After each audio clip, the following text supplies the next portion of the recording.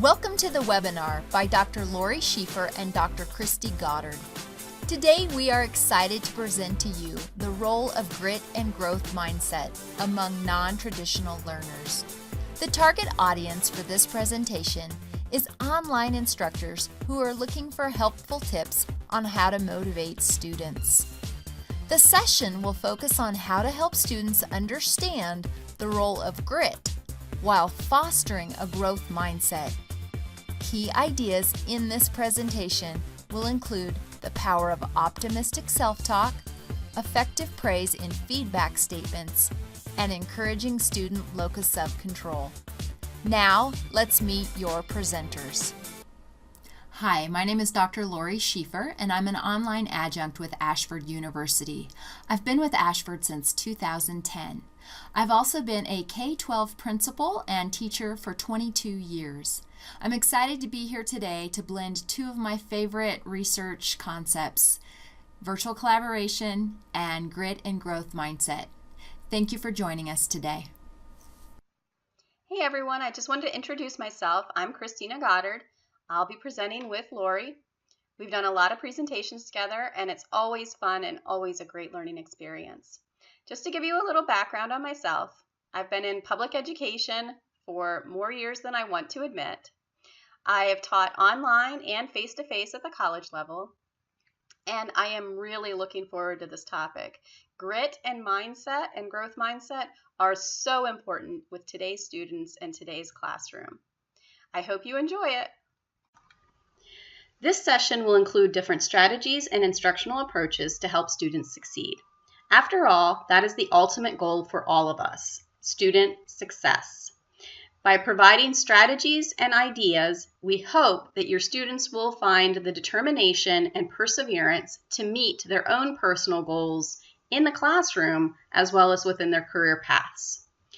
You will learn the role of teaching in a classroom that fosters a positive growth mindset and teaches students to have that grit needed to persevere, be successful, and meet the goals of the future.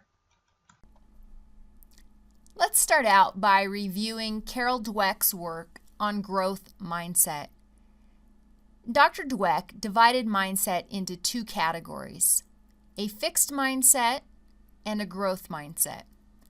Basically, a fixed mindset is thinking that some people are smart and others aren't, and that there really isn't a lot you can do about it. The hand you're dealt at birth are the cards you'll play throughout your life.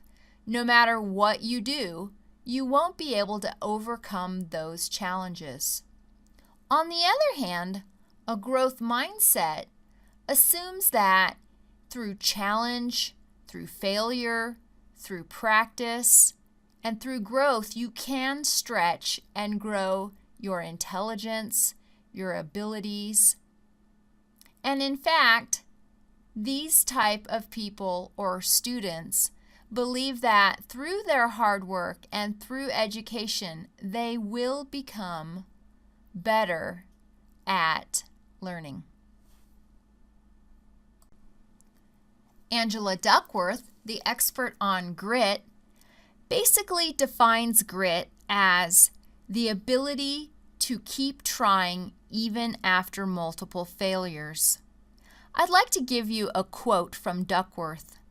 She found that the naturalness bias is a hidden prejudice against those who have achieved what they have because they worked for it, and a hidden preference for those we think arrived at their place in life because they are naturally talented. Duckworth defines grit and gives it a score based on a person's passion and perseverance. I find myself guilty of this misconception as well, in that sometimes I think a person is talented when really I might have overlooked the fact that they've put out hours of effort to hone their craft. I think the same falls true with students. They either think that someone is talented or not talented, which is a mindset that we need to help them overcome. so that they understand the importance of practice. In our classrooms today, we have a lot of non-traditional students who come to us with so many different stories, ideas, thoughts, that sometimes it's difficult and overwhelming to the teacher to try and find and meet all of their needs.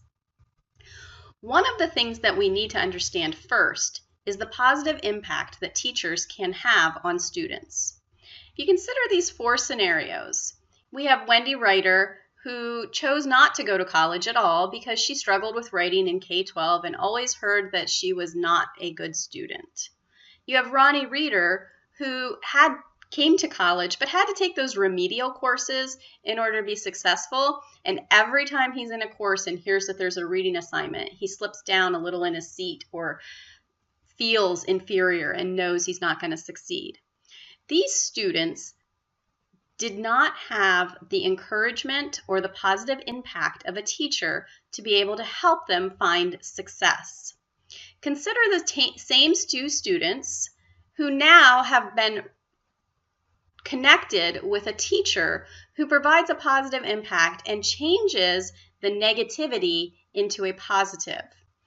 Simply reaching out, providing feedback and encouragement in the slightest way can help a student go from a Wendy Ryder to an Abby author who recognizes that she struggles with writing, but she knows where to go for resources on a regular basis to get the feedback needed to be successful. That's that grit and perseverance and growth mindset that we are talking about. The same can be said for the Barry books. He too struggled with reading. He had to take the remedial courses, but throughout the courses, he received the encouragement and feedback he needed to internalize those strategies to be able to allow him to feel confident tackling any of the reading assignments in his courses, even if they're going to be a struggle for him. He knows that using the strategies, applying the feedback, will help him to be successful. It is with this feedback, these ideas, these positive thoughts, and encouragement that allows students to go from a Wendy Ryder or a Ronnie Reeder to an Abby author or a Barry books.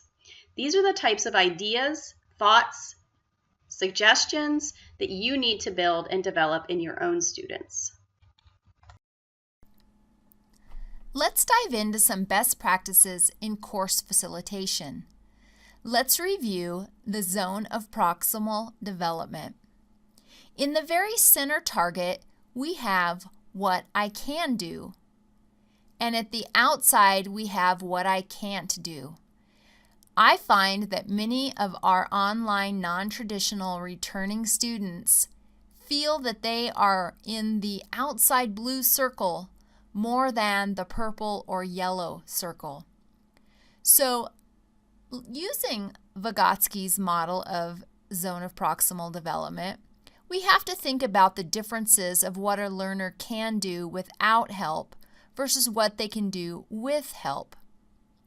So think about how that scaffolding can take place in your online classroom. Here's a few guidelines. Consider that you need to assess your learner's current knowledge and experience about the content. Now, this is hard when our classes tend to move quickly in 5 weeks or so. Try a survey to find out what is the baseline knowledge for what my students know. You can do a quick Google survey pretty simply and ask just a few questions to find out what it is they know about the content. This will help you when creating your guidance or announcements or even guiding students in the discussion boards. Another idea is to relate the content to what your students already understand or can do. Think about earlier classes in their course sequence and then try to make a connection back to those skills that the student learned in that class so that you're building upon their prior knowledge. Now, this takes a little bit of effort and time, but I think the reward is worth it. Another idea is to break large tasks into small, more manageable ones. Not only does this give you opportunity for feedback, but it helps you help those students with time management as well. So in an announcement, when a big project or assignment is coming up, suggest to students how to break the task up. So perhaps giving them a sample calendar of when to do research, when to write ideas, when to begin their rough draft, and when they should be starting on their final draft. Help them break those large tasks into smaller, more manageable ones. And finally, use cues and prompts to assist students. Give them a model example of a discussion response. Teach them how to ask meaningful follow-up questions. Give them the details they need. Be deliberate with your announcements, your discussion questions, so that they see a perfect model of what they should be achieving for. This helps them understand how to grow and how to practice. It's very important for you to understand the difference between effective and ineffective praise. In order for praise to be effective, it needs to be intentional in the feedback to students. Furthermore, students need hope, which can come in the form of that feedback.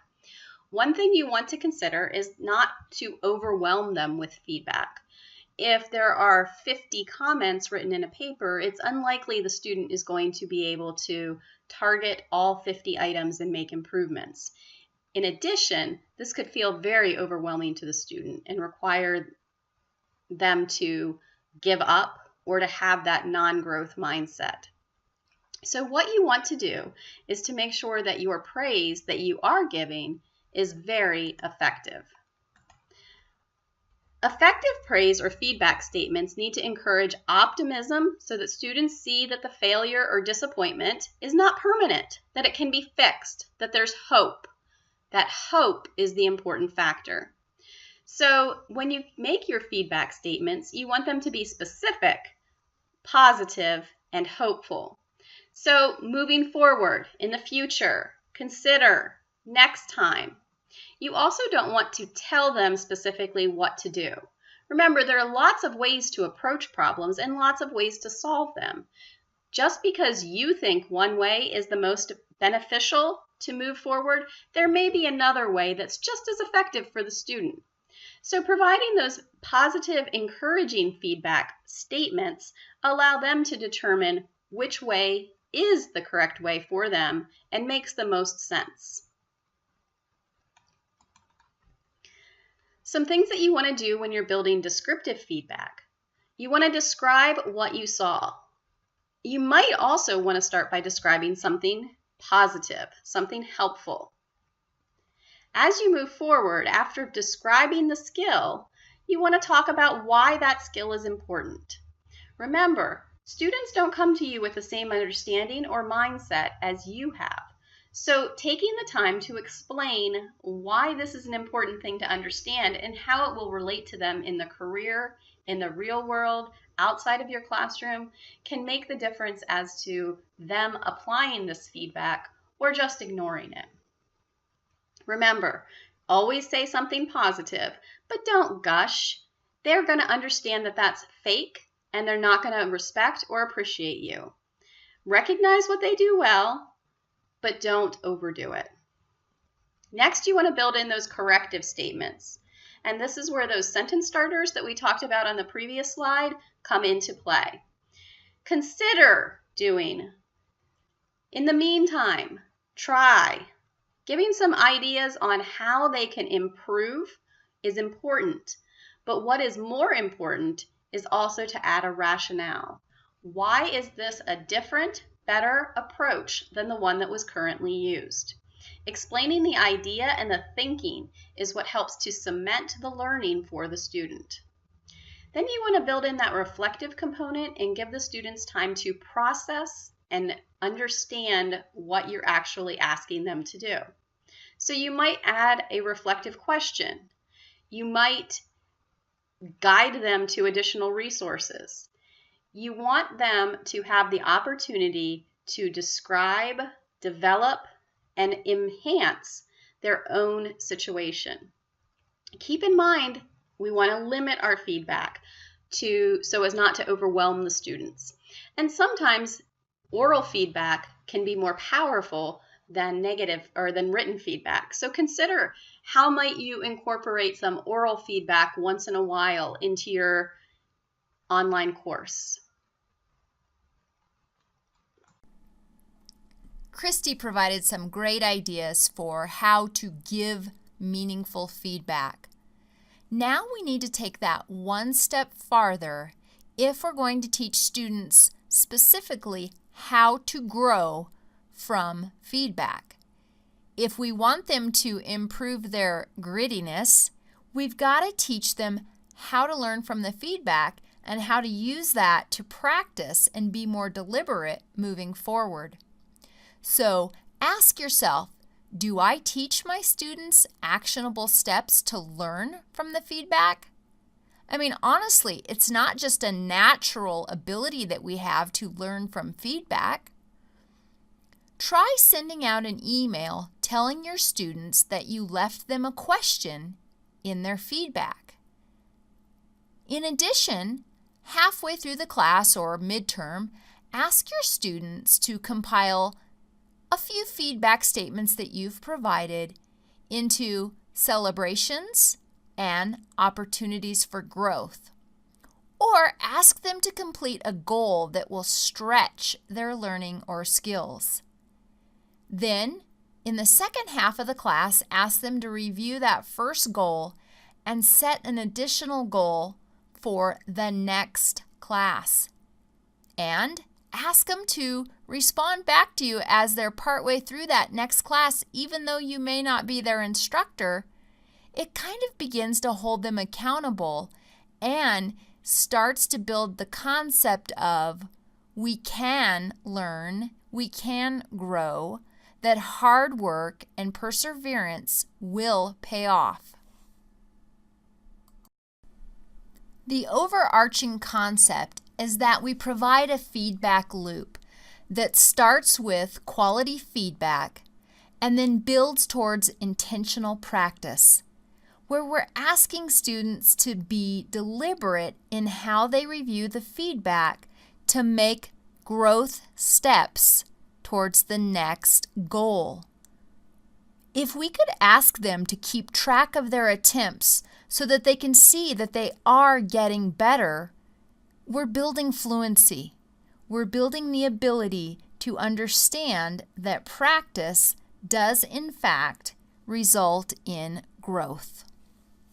That feedback loop then goes back to adding more quality feedback and even connecting back to feedback statements you've left earlier in the class, so that when you notice a student has made that growth, you can point it out to them so that they can again make that connection. So for example, in week 3, you might say, I noticed that you've really made leaps and bounds in your ability to ask your peers follow-up questions. I can tell that you've worked hard and practiced how to do this so that it's become more natural to you. How many times have your students written in their biographies or introductions about their past failures in college, or about how they're not good at math, or how they're challenged to be writers? Well, Duckworth stated, you can learn to discover, develop, and deepen your interests. And this is something that's important for us to help our students understand. That fostering that growth mindset offers the hope that Christy talked about earlier, that they can acquire the knowledge and the skills for success. And to add to this, Dweck stated, if, like those with the growth mindset, you believe you can develop yourself, then you are open to accurate information about your current abilities, even if it's unflattering. So we have an important duty to think about how to bridge that gap between what students are thinking and what their actual potential is. And of course, Duckworth believes that with that passion and perseverance, that we can actually increase our grit. And one method is through that optimistic self-talk, where students stop describing themselves as poor at math or terrible at writing or failed in the past, and then instead they shift their self-talk to being more optimistic. So what would some positive, optimistic self-talk statements sound like? And this would be a great opportunity to write in the chat box some examples of what you would do to help model optimistic self-talk. So I'm going to be silent for just a few seconds while you write in the chat box.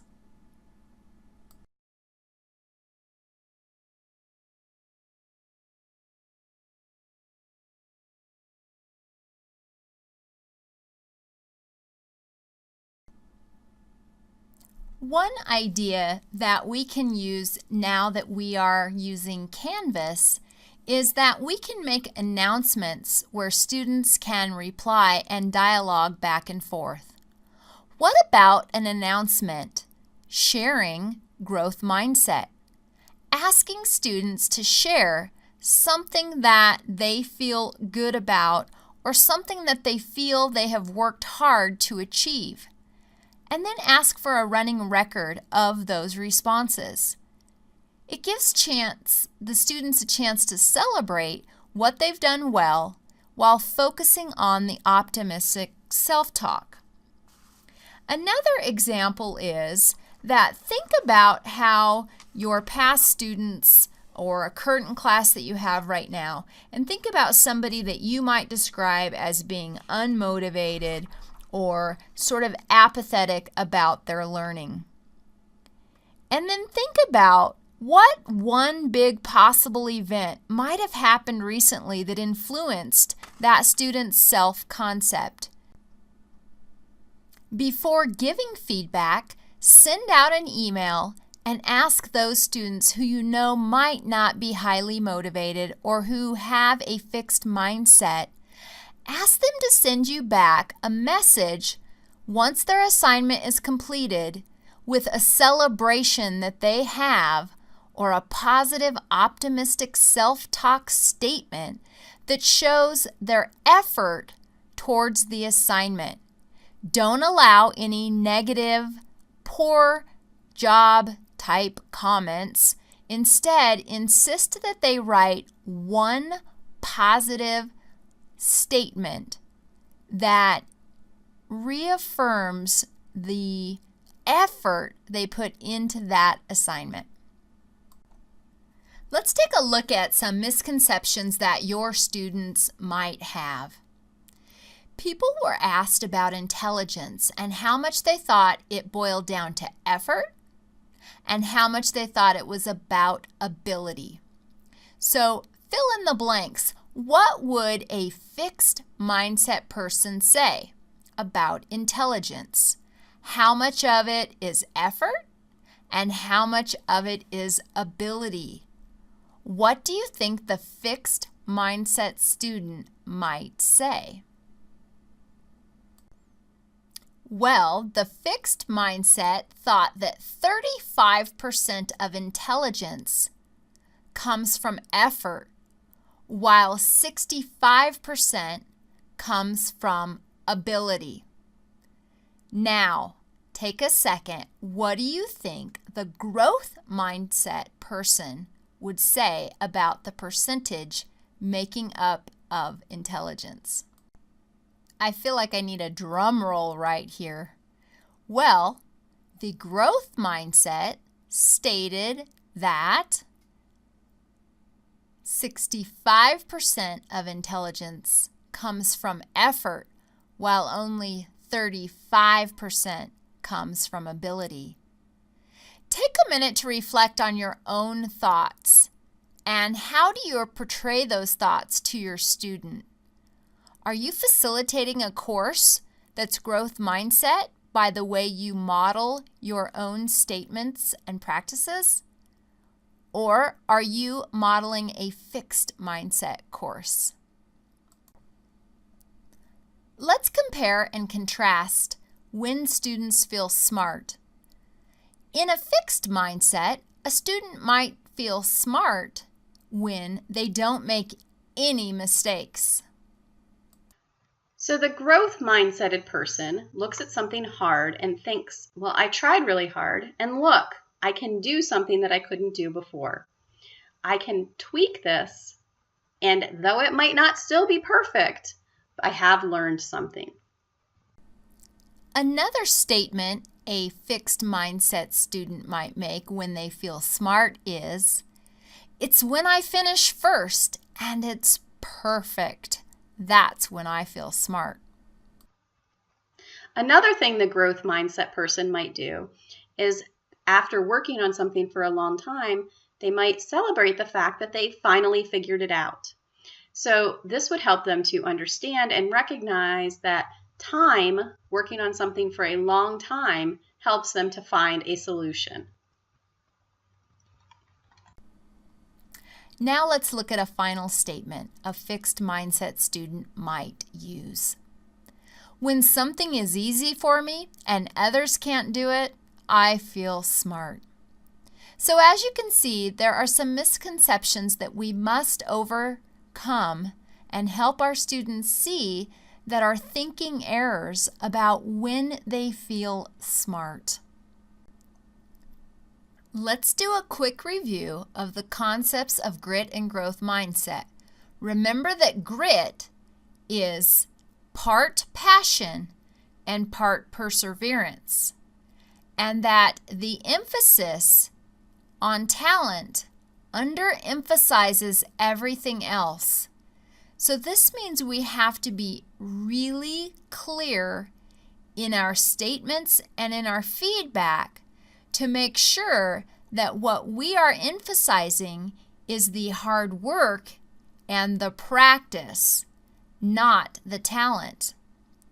How many times have I said to a student, "Oh, you're such a talented writer." I thought I was giving them a compliment and giving them positive feedback, but really what I was doing was reinforcing that they must have had this skill from birth or early on. What I should have done is redirected that statement to something like, your efforts and practice in your writing skills have paid off because you're able to write a clear topic sentence that gave the reader an idea of what was coming in the paper. That would be an example of putting the focus on the effort versus the talent. Carol Dweck went on to explain how we need to build a classroom culture that embraces challenge. There are 3 components: modeling mistakes, reinforcing that mistakes are required, and that practice is frustrating and uncomfortable. Think of this. When a student in a face-to-face classroom makes a mistake, what are the responses or reactions from a teacher?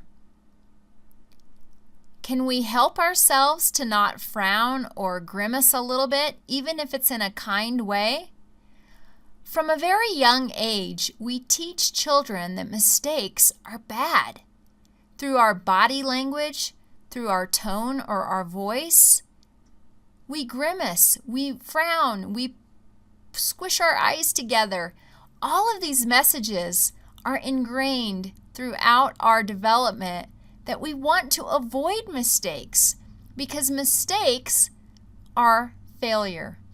And really, overcoming that paradigm shift so that our students learn that mistakes are required is an unbelievably difficult challenge. So we have to model that. And one way as a professor to do that is to point out when you made an error. Ask for forgiveness that you made a mistake and that it's normal and that we all do make mistakes. So when that happens, make sure you take advantage of that opportunity to actually embrace that mistakes happen and that it's a normal concept.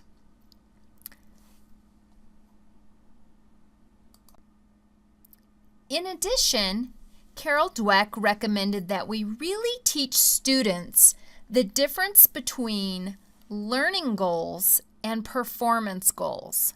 So, for example, if a student said they wanted to earn an A in French class, really what they're doing is creating a performance goal, one that proves the student is smart and that they were successful. On the other end of the spectrum would be a learning goal, where a student really wants to learn French, to become fluent. That goal is the opposite of the performance goal because it's about what they want to learn, not what they want to prove. Now, both of these types of goals will fuel achievement, but really only one leads to mastery, the learning goal. So again, modeling that importance of setting goals that include making mistakes. How many times has a student reached out to you with a question and just said something like, "The assignment is really stressing me out," or "I'm really confused and it's just causing me anxiety"? Well, of course that's okay and we want to help them, but we need students to understand that sometimes practice is going to be frustrating and it's going to be uncomfortable. And from that frustration will come growth. And from that growth will come an overwhelming sense of satisfaction that they sort of suffered through something to learn from it. And sometimes we want to help students be successful so much that we really kind of forget to let them stumble and fall. Think about your parenting if you're a parent. What is the only time we really allow our children to stumble and fall? Well, literally when they're learning to walk. We encourage them, but we let them fall. We let them tumble. We let them roll around. We let them go back to crawling because that's the practice that's needed to be able to walk. And it is frustrating and uncomfortable, yet we let them do it. But what happens after they learn to walk? We tend to step in and we don't let that practice be uncomfortable or frustrating. We try to lift them up and help them achieve, which is wonderful. But I think by doing that, we've tended to create this culture of not expecting things to be difficult sometimes. And I often tell my students, it will be difficult. There will be times where you're frustrated or you're uncomfortable. That's what learning is. That's what stretching means and growing.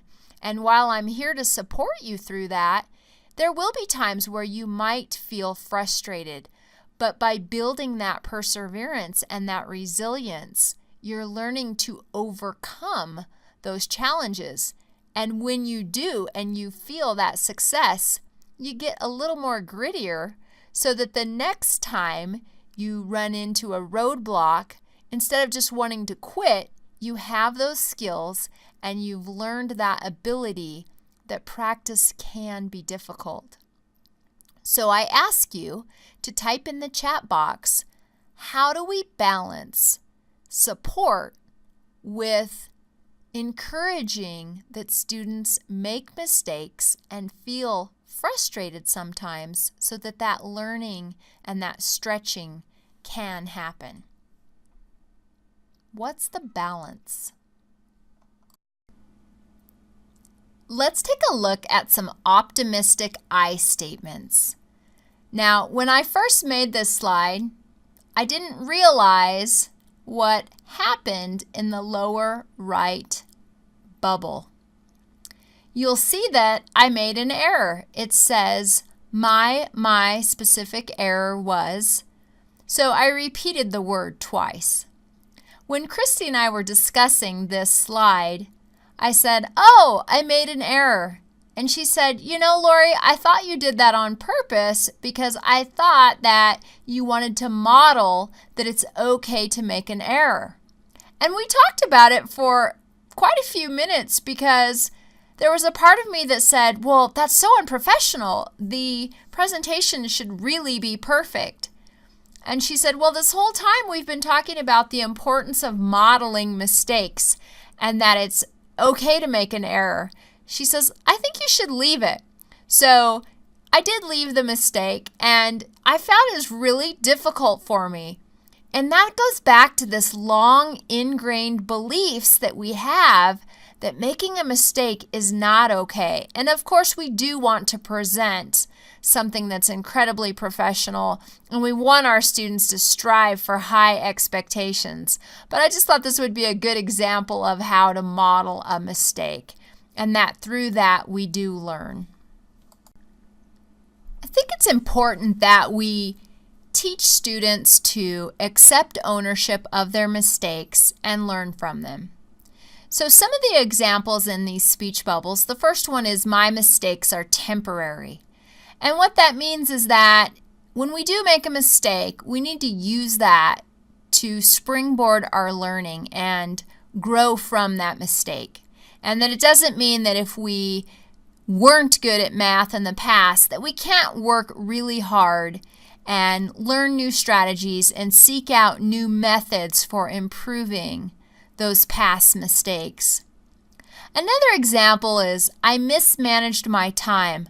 I think it's important to take ownership of that and teach students that when they do mismanage their time, that they admit it so that they can overcome that in the future, because obviously time management is such an important skill for our non-traditional students to learn. Another example of kind of taking that ownership is to say, I got distracted, so I wasn't able to focus on my assignment, and therefore it's late, or whatever the case may be. And then in that bottom bubble that we've already talked about a little bit, that my specific error was thinking that I could write a discussion response that was less than 250 words, or that I didn't need to cite my sources. That was my specific error. And moving forward, the way I'm going to change it is to ensure that I write the word count needed to meet the parameters of the assignment or discussion, and that I cite any and all sources or ideas that are not my own. Past experiences that we've had, whether they be positive or negative, typically have some sort of emotional response to them, which is why we need to learn to use optimistic I statements and to model them for our students. Whatever the experience you've had in the past, think about one that was positive or negative, and then think about the emotion you attached to it. Did you get a bad evaluation at some point? Well, probably not, because you're probably a person that has a growth mindset.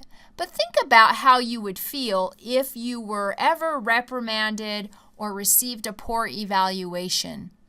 What kind of I statements would you use? And does thinking about it cause you to have an emotional reaction?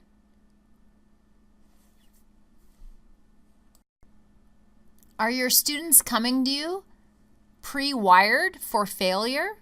Are they thinking about past experiences, feeling unsuccessful and ready to fail? Or are they ready to overcome those past failures and grow through their feedback and their experiences as a student? Carol Dweck says that the negative experience can be overcome when students attach an emotion to an unsuccessful event they've had in the past.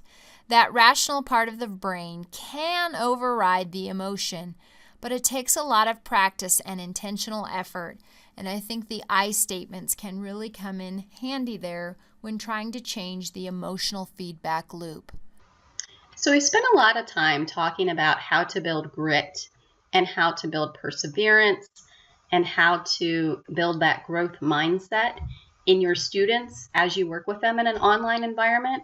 But let's look a little bit more specifically at how we can put this into practice and retrain our brains to be more successful at this so that our students are better able to do this themselves. One of the key factors for this process is the building of relationships. It can be harder to build relationships in an online environment as you don't have that body language, the tone of voice, the facial expressions, and all of those other cues to help you connect with people. But the fact is that building a relationship in an online environment is just as important as it is in a face-to-face environment.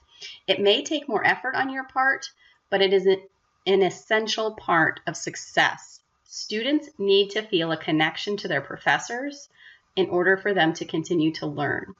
You, as the professor, need to build relationships and connect with your colleagues, with other people that teach similar subjects across the country, with your students. So these relationships can be cumbersome, they can be confusing, they can be hard and difficult to build, especially when we all feel overwhelmed by the daily events and the daily grind. Taking the time to connect with colleagues, with others, with students is so important in the growth mindset as well as developing grit. So consider for a minute, what are some ways that you might build relationships in your students or with your colleagues? One of the best strategies in today's world is online tools. So when you're talking about professional development or connecting with your students, using the tools that are available can be so helpful. These are just a few. They are not by any means all of the tools that could be used. Twitter is a great way to connect with students, to look for real-time life discussions, start an educational chat on Twitter, or connect with colleagues who teach similar subjects by participating in an educational chat. Twitter is a great way to collaborate and participate with colleagues and students about education.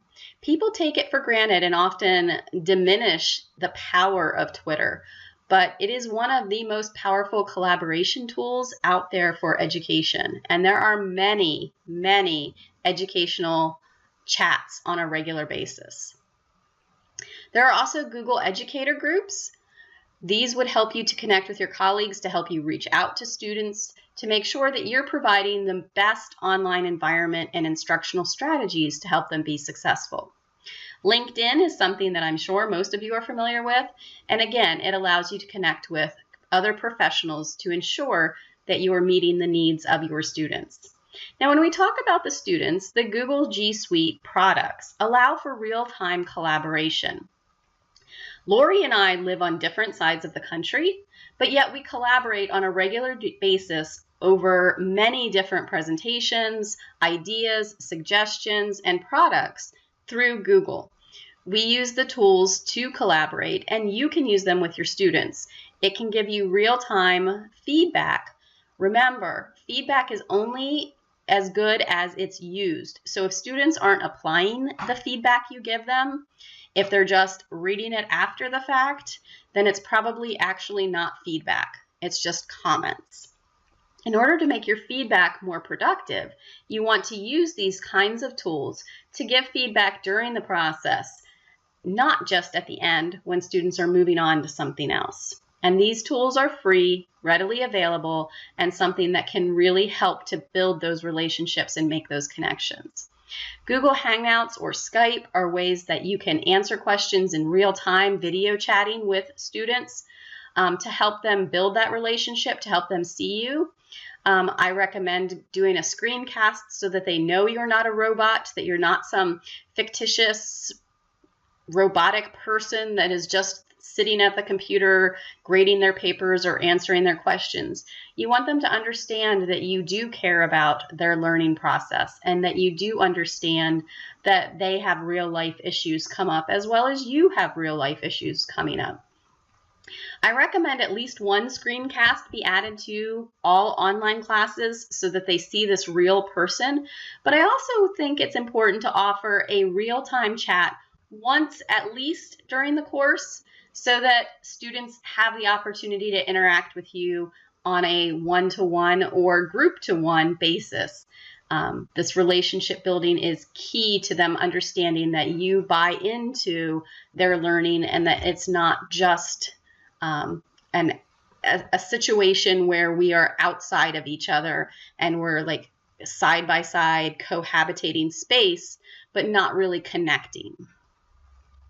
One of the most important steps that you can take as a professor is to make your class assignments be authentic problem-solving activities.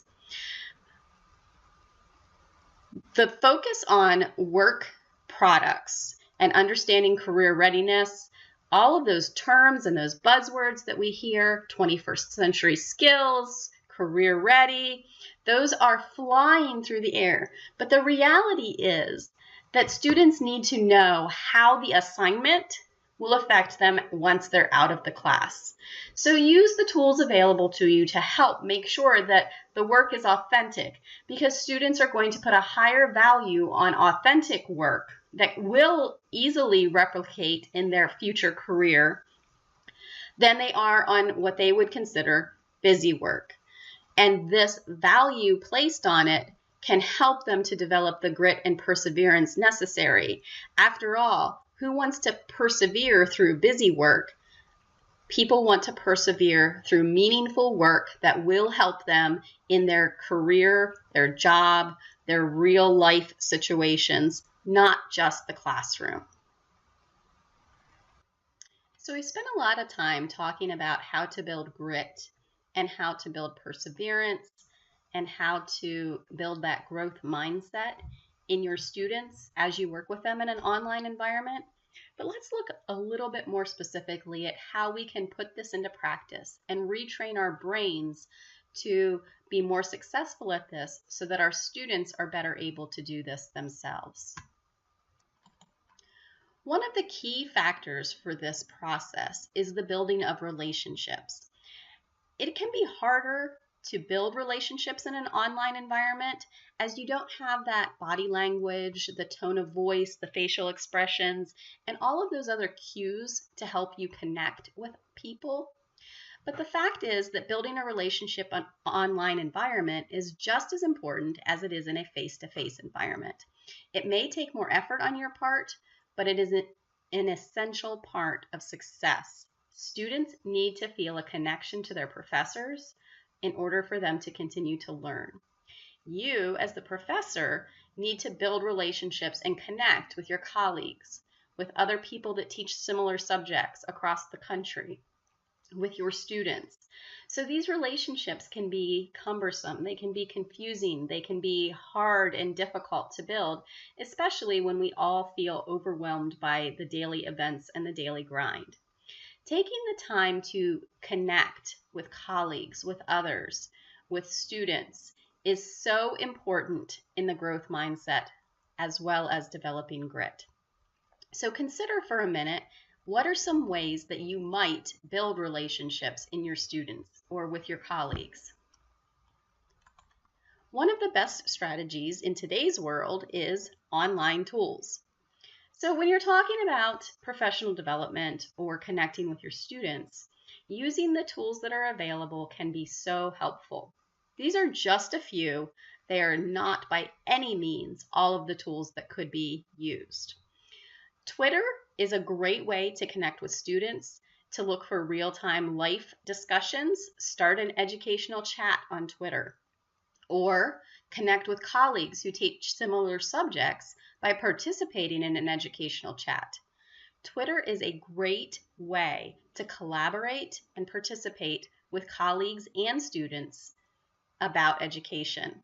People take it for granted and often diminish the power of Twitter, but it is one of the most powerful collaboration tools out there for education. And there are many, many educational chats on a regular basis.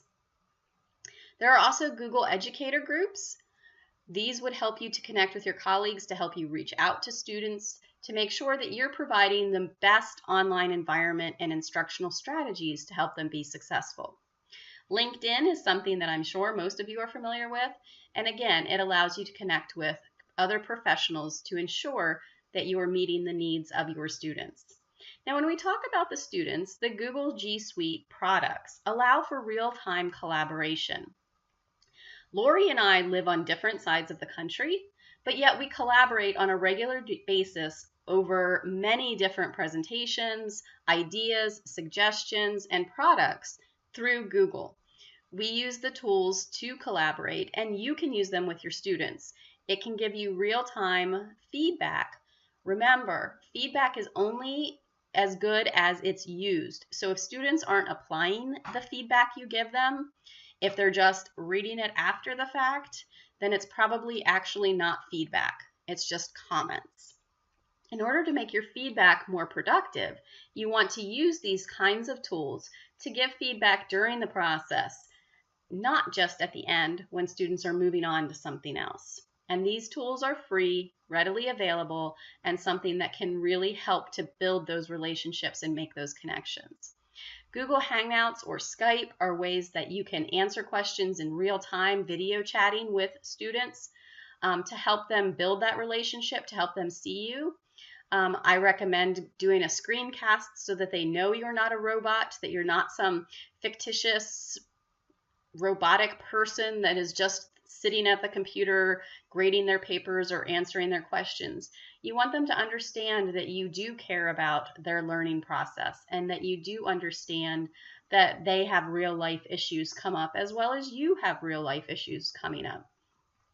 I recommend at least one screencast be added to all online classes so that they see this real person.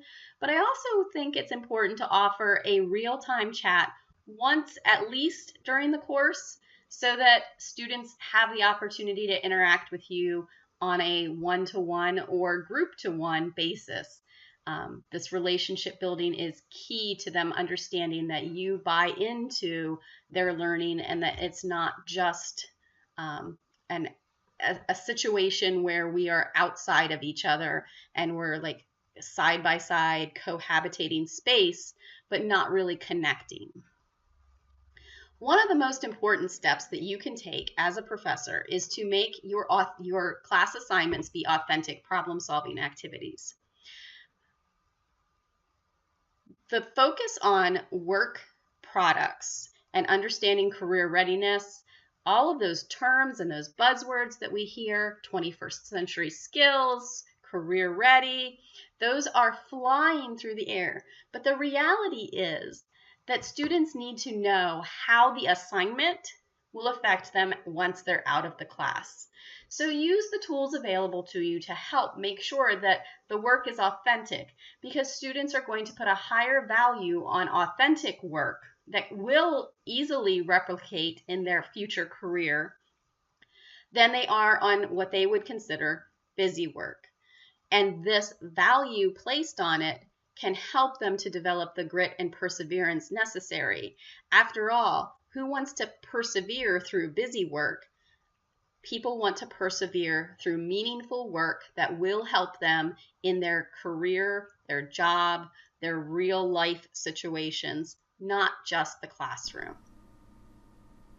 Before leaving you today, I'd like to share the introduction video that I use with my students to help foster a growth mindset. Hello and welcome to class. I'm Dr. Lori Schiefer and I'm so excited to have you here today. I was born in California. I've lived in Idaho, Montana, and currently Wyoming. I have worked in education for over 22 years. At first, I worked in the K-12 setting as a teacher and principal. I've taught kindergarten, 6th, 7th, and 8th grade. I've been a high school vice principal, a middle school principal, and an elementary principal. I started out my educational career at a junior college in California. I then received my bachelor's from California State University in liberal arts with my teaching credential. From there, I earned a master's degree from Utah State University in elementary education. After that, I moved on to Idaho State University to receive my second master's in educational administration. And finally, I received my doctorate from University of Montana in educational leadership. I didn't tell you about all of my degrees to intimidate you or to brag. Instead, I'm sharing that with you because I want to talk a little bit about growth mindset really quickly. I'm going to ask you to take a risk. For this class, I really want you to focus on effort rather than just the end result. This means that you're going to have to focus on learning the content and meeting challenges head on. It also means I want you to celebrate the mistakes that you make and consider them as a necessary part of your growth. Now, I want to start by giving you an example of how my mindset stopped me from achieving my doctorate the first time around. Remember I told you just a minute ago that I have 2 master's degrees? Well, the reason is because when I went to get my second degree as a principal, I decided to get a master's because I just felt like I wasn't smart enough to earn my doctorate. In fact, it wasn't until I learned about a growth mindset that I realized my error in thinking. The funny thing is, I never failed because I never started. I kept myself from trying because I felt like I wasn't smart enough. Now, you obviously know that I received my doctorate from the past picture. Remember that failure came to me only because I never allowed myself to start on the road to success. And I want that to be different from you. So I'm hoping that you learn from my mistake that never believe you're not good enough, because you are. It just takes hard work and dedication. I can tell you that earning your degree won't be easy, but it'll certainly be worth it. And in the end, you'll be happy that it wasn't easy because it makes it that much more meaningful to you. Thank you so much for joining us today for the webinar. We hope you've walked away with some helpful information about grit and growth mindset.